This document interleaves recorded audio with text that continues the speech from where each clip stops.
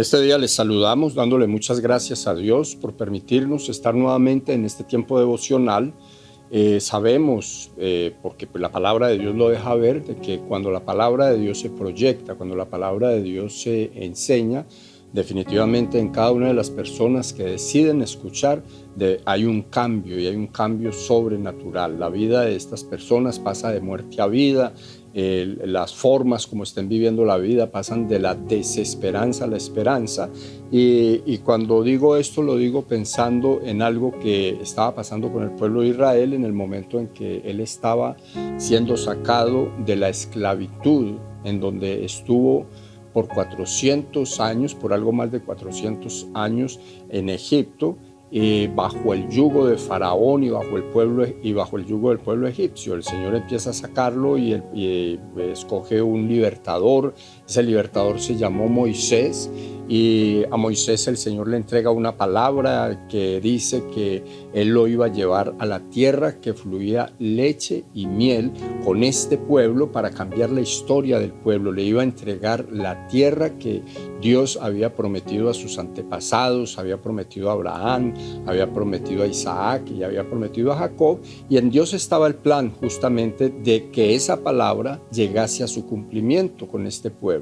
En la medida que Moisés empieza a salir, pues entonces vienen las preguntas: ¿cómo voy a llegar yo por allí? Yo no voy si la presencia tuya no va conmigo. Y como consecuencia de eso que decía Moisés a Dios en medio de su angustia y de su dificultad, porque pues tenemos que estar claros, él estaba tratando de llevar un pueblo a la conquista de algo que él mismo no conocía. Entonces pues obviamente que él está yendo por fe, él está tratando de llevar a este pueblo a que crea en las palabras que Dios le había dicho a él, que Dios le había dicho a Moisés y que Moisés había trasladado sobre el pueblo. Entonces en base a eso se escribe en el libro de Éxodo capítulo número 23 verso 20 las siguientes palabras. Dice: he aquí yo envío mi ángel delante de ti para que te guarde en el camino y te introduzca en el lugar que yo he preparado. Guárdate delante de él y oye su voz, no le seas rebelde, porque él no perdonará vuestra rebelión, porque mi nombre está en él. Pero si en verdad oyeres su voz e hicieres todo lo que yo te dijere, seré enemigo de tus enemigos y afligiré a los que te afligieren. Mira qué palabra tan interesante esta para nosotros ponerla por obra, o sea, hacer esa palabra nuestra.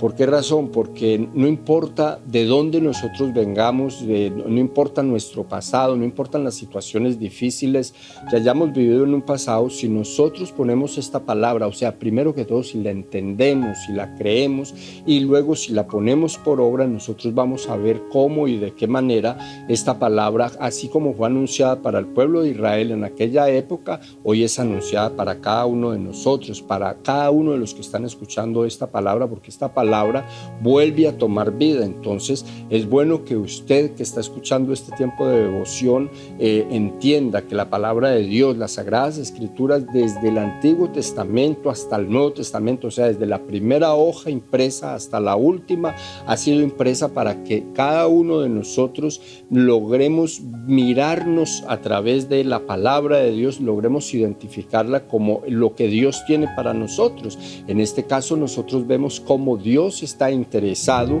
en que Moisés le enseñe al pueblo a obedecer la palabra del Señor, y él se compromete de que si el pueblo escucha, si Moisés y el pueblo escuchan la palabra y la ponen por obra, entonces Dios los va a proteger, haciéndose enemigo de los enemigos del Señor y haciéndose enemigo de los que buscaban el mal del pueblo del Señor. Usted y yo somos pueblo de Dios, o sea que esta palabra sigue siendo vigente para nosotros. Si nosotros obedecemos a la palabra de Dios, Dios va a ser enemigo de los que busquen el mal nuestro. Con estas palabras le dejo y le exhorto a que obedezca la palabra. Lo poquito o mucho que usted conozca, póngalo por obra y usted va a ver la gloria de Dios. Que Dios me le bendiga mucho y que Dios le guarde.